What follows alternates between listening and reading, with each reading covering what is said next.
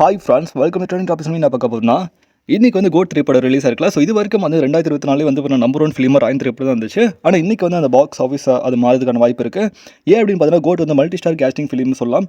ஏன்னா திரைப்படத்தில் வந்து பார்த்தா பிரசாந்த் சார் இருக்காங்க, அதுக்கப்புறம் வந்து பிரபுதேவா சார் இருக்காங்க, ஸோ மைக் மோகன் சார் இருக்காங்க, அதுக்கப்புறமா கேமியோ வந்து சிவகார்த்திகேயன், ஏகப்பட்ட பேர் வந்து செலிபிரிட்டி கேஸ்டிங்ஸ், த்ரிஷா மேம்லேருந்து மங்காத்தா ரெஃபரல்லேருந்து ஏகப்பட்ட சினாரியோ வந்து இந்த படத்தில் வந்து நடந்திருக்கு. ஸோ அப்படி இருக்கும்போது இந்த படம் வந்து பார்த்தீங்கன்னா மல்டி ஸ்டார் கேஸ்டிங்கில் இந்த படம் நம்பர் 1 ஃபிலிமாக வரும். ஆனால் ஒரு சோலோ ஆக்டராக வந்து பார்த்திங்கன்னா, ஒரு டேரக்டராக வந்து தனிப்பட்ட முறையில் ஒரு படம் வந்து ஜெயிக்கிறதுன்றது வந்து பார்த்தீங்கன்னா பெரிய விஷயம். ஸோ தனுஷ் அண்ணாவால் மட்டுமே ராயன் திரைப்படம் 200 கோடி கிட்ட நெருங்கினா தனுஷ் அண்ணாவோட திரைப்படம் தான் மிகப்பெரிய ஒரு வெற்றி.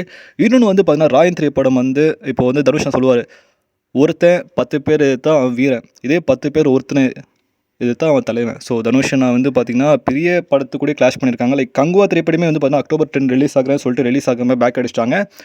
லார்ஜ் ஸ்கேல் ஃபிலிம்ஸ் கொஞ்சம் பயமாக இருக்குது சொல்லிட்டு பின்னாடி அடிச்சிட்டாங்க. அப்படி இருக்கும்போது அந்த டைமில் வந்து பார்த்திங்கன்னா தனுஷ் அண்ணாவோட திரைப்படம் நானே ஒரு திரைப்படம் வந்து கலைப்புலி சார் ப்ரொடக்ஷனில் வந்து பார்த்திங்கன்னா அப்போ வந்து பொன்னியின் செல்வன் மிகப்பெரிய படம். ஸோ அது வந்து ஒரு மிகப்பெரிய படம், மிகப்பெரிய செலிபிரிட்டி பட்டாளம் வேறு அதில் இருக்குது. ஸோ அப்படி இருக்கும்போது அந்த படத்துக்கு கூட நானே ஒரு கிளாஷ் ஆகி அந்த படம் நல்லாவும் ஓடிச்சு. ஸோ அப்படி இருக்கும்போது செல்வராகவன் சார் இயக்கத்தில். ஸோ அப்படி இருக்கும்போது தனுஷ்னா பின் வாங்கினதே கிடையாது, எந்த போட்டியிலும் பின் வாங்கினது கிடையாது. ஸோ அப்படி இருக்கும்போது தனிப்பட்ட முறையில் தனுஷ்னா வந்து பார்த்தீங்கன்னா அவர் படம் தான் மிகப்பெரிய வெற்றி அடைஞ்சிருக்கு. ஸோ ஒரு குரூப்பாக வந்து நீங்கள் படம் பார்த்தீங்கன்னா அந்த படத்தில் கோட் திரைப்படம் வெற்றி அடையலாம். வேட்டையன் திரைப்படமும் ஒரு ஃபாசில் இருக்காங்க, அமிதாப் பச்சன் சார் இருக்காங்க. ஸோ ஜெயிலர்லையும் முன்னாடி நிறையா செலிபிரிட்டி கேஸ்டிங் குரூலாம் இருந்திருக்காங்க. அதுக்கப்புறம் லியோ படத்துலையும் வந்திருக்காங்க.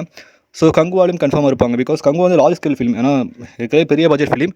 ஸோ அப்படி இருக்கும்போது எல்லா நடிகர்களோட கம்பேர் பண்ணும்போது தனுஷ்னாவோட திரைப்படம் தனியாக வந்து ஒரு மாஸ் காட்டியிருக்கு.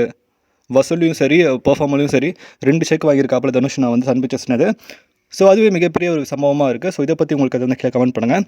ஸோ யார் திரைப்படம் வந்தாலும் சரிங்க. இப்போ குபேரா கேட்பீங்க, குபேரா வந்து மல்டி ஸ்டார் கேஸ்டிங் இல்லையா கேட்பீங்க. குபேரா வந்து மல்டி ஸ்டார் கேஸ்டிங்கே கிடையாதுங்க. ஏன்னா அது டியூல் ஆக்டர் தான் இருக்காங்க. ஒன்று தனுஷ்னா மிகப்பெரிய நடிகர், இன்னொன்று வந்து நாகார்ஜுனா சார். இந்த 2 பேர் தான் இருக்காங்க, மற்றபடி யாரும் பெருசாக வந்து இதில் இல்லை. ஓகேங்களா? ஸோ தனுஷ்னா வந்து மல்டி ஸ்டார் கேஸ்டிங்கிறது எப்பயுமே பெருசாக பண்ணதே கிடையாது படத்தில் வந்து. ஆனால் தனுஷ்னாவோட திரைப்படம் சோலோவாக வந்து பயங்கர பெர்ஃபார்ம் பண்ணணும்.